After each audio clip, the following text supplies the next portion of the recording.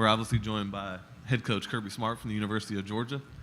Coach, since we only have 10 minutes, we're just going to jump right into questions here, and we'll start right here on the left side, front row.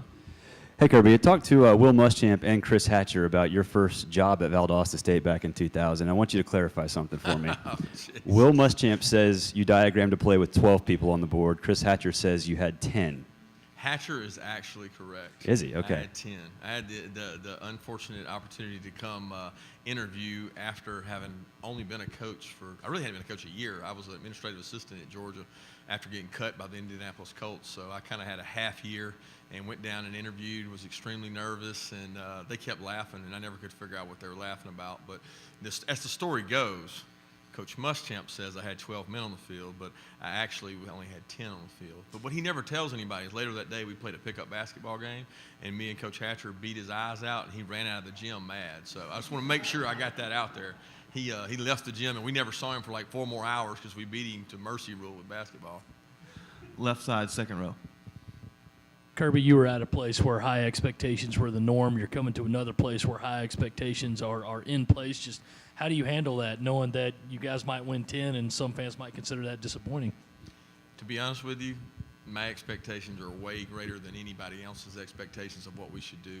You know, I've always felt that way. I'm a competitor. I want to win. I've been in some really good programs in my career, LSU, Alabama, FSU, even Valdosta State, and the University of Georgia. They're good programs, and you're able to recruit good people. And when you do that, you should have high expectations, and we do. And I'm certainly going to do everything we can to answer the bell when it comes to expectations. But for me, the thing that I always measured, and I learned this from Coach Saban, is we're charged with doing the best job we can each year with the group of individuals we have. And if we do the best job we possibly can within our power, that's all we can do. And maybe that'll be good enough. Maybe it won't be good enough for some people, but it's the best we can do. Coach, right over here. Actually, right side, back corner first. Coach, what's it been like to take over the big office in the Georgia football program, and what was it like putting your staff together? Yeah, it was really cool putting the staff together. That was a new experience for me. I had sat through gazillions of interviews at University. We had coaches come and leave. A lot of them got opportunities, and a lot of them left. And every time we hired a coach, Coach Saban did a good job of involving everybody on the staff in the interview process. So that made me a lot more comfortable with doing that, although I'd never done it alone. And there was a point in time where there was no staff, and I was going place to place by myself, trying to formulate your own opinions. And that's where my kind of degree in football really helped to make good decisions, and that part was unique and good. And I think we were able to assemble a great staff. As I said in the big room in there, every coach on our staff has SEC experience of some kind. They worked at an SEC, maybe not a full-time coach, but every guy's worked in the SEC, and I didn't even realize that until I was preparing to come here, and I thought, wow, even James Coley spent a couple years at LSU, and everybody's got some SEC experience. When you go to recruit in this conference, it is brutal. You better strap it on. You better be ready for war. And it's tough. And I wanted guys who had been in those battles. Left side, third row. Coach, 2 questions for you. First of all, what's been the toughest part of being a head coach thus far? Sure. The toughest part of being a head coach is making hard decisions that affect the outcome of student athletes' lives. And that's tough. And you're trying to do right by them. And sometimes you don't know if that right decision is for them to have a tragic event or a catastrophic event to change their behavior, or whether improving their behavior is staying in-house and getting them help and making sure that they're better people for it. And that's the toughest thing about being in that seat, that you can never measure, you can never anticipate, you can't simulate that. I was part of a lot of tough decisions at University of Alabama, but I never had to be the guy to make that call.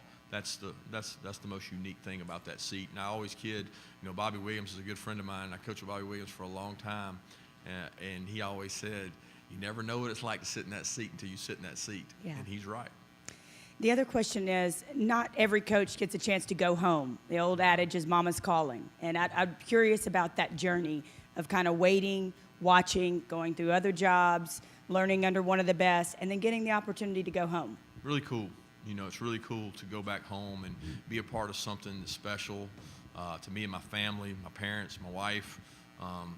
her parents. I mean, it's really just a special feeling to go back and do that. And I'll ask you guys a question since nobody gets to ask y'all questions. You know how many college football teams have their coach as a graduate of their alma mater? I did the research for you guys. Don't worry about it. I'll take care of that. Y'all can send me a check later. 19. Way more than I thought. But 2 in the SEC, obviously Coach Richt. But I started looking into that, and I thought that's pretty cool because I've got a lot easier to sell because I believe it. I lived it, and I was a part of it. So, Right side, front row. Coach, you lost a lot of talent on the front seven of this defense, especially at linebacker. How do you expect to replace that next season?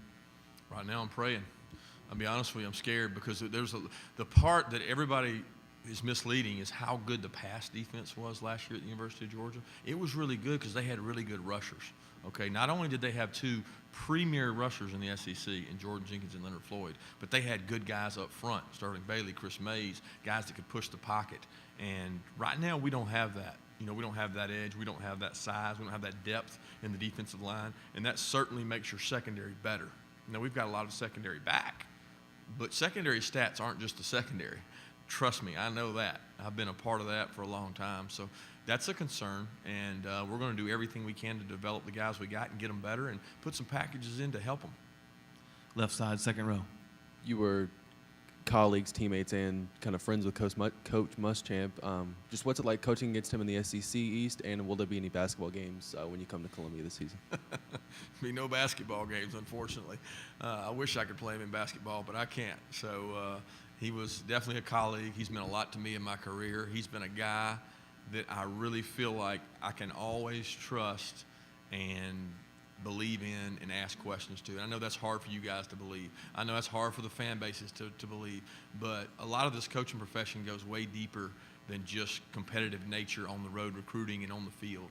You know, his family, I know his kids, I know his wife, you know, knew his parents, knew his mom. I mean, it goes deeper than that for me. So that's important because one of the things I also learned from Coach Saban was at the end of this thing, what you have is your friendships.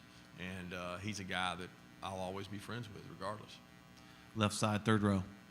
Coach Smart, in light of recent unfortunate headlines involving college football and sexual assault, in what ways are you all trying to educate your players and be proactive about the issue?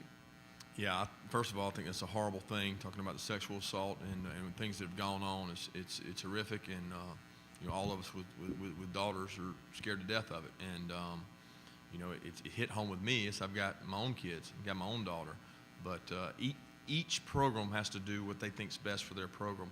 I've read a lot about some people implementing things. We've looked into some things. We have great speakers come in. We try to take a calendar and do it quarterly, where we're going to have each topic hit within a quarter of the calendar and have somebody come educate and make sure our players understand and are aware of the severity and what's going on in college, not only football, but in the NFL and all of sports, all of the United States. And it's become a societal issue, and it's very concerning. And the best thing we can do as coaches and leaders of these players is give them an education piece and help them, and that's what we try to do to implement that. Also on the left side, third row. You know, Coach, you and Jim McElwain, I imagine, have a pretty good relationship, but now you find yourself in the middle of one of the biggest rivalries in college football. Just talk about how that's been, if you've had any dialogue with him since you got the job.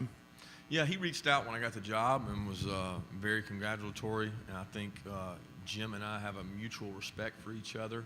You know, I guess I didn't seem like 4 years, but I guess it was 4 years we were together.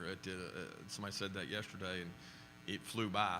And he and I sat side by side in the staff meeting. So none of you guys have been privy to a Nick Saban staff meeting, but when you are, you have to hold hands sometimes. And he's been my kumbaya guy sometimes, but he's fun to be around. He is a great personality, got a great family.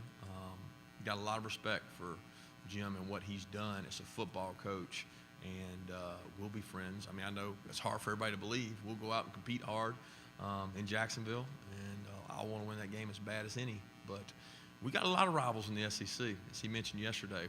We both do. We got a lot more to look out for than just each other. So it'll be a good rivalry, and look forward to playing. right side, front row. Coach, why Jim Chaney as offensive coordinator and Coach Pittman, your offensive line coach? First thing is experience. Both Jim Chaney and Sam Pittman got great SEC experience. That means experience coaching, experience leading, experience recruiting. And their ties to the SEC probably was the number one factor that drew me to those guys. They've also been successful with different style offenses. You know, I remember being a GA at University of Georgia and going against Purdue. And Coach Chaney was wide open, empty, throwing the ball around. Obviously at Arkansas, we know what he did running the ball with good backs. And he also did a great job at Tennessee when they had 3 really good wideouts and Tyler Bray slinging it around with Coach Dooley's staff. So that had value to me because I knew he could adapt and change to what he needed to do and what the offenses allowed him to do. I've had to coach against him. He gets the balls to his best players. He didn't always have the best players, but he got the most out of those players. And he and Coach Pittman have a great working relationship. They've been together a long time. They're comfortable together. That kind of let us start off a little further ahead, the fact they had been together in the past. That's all we have time for right now. Thanks, Coach. Thanks, guys.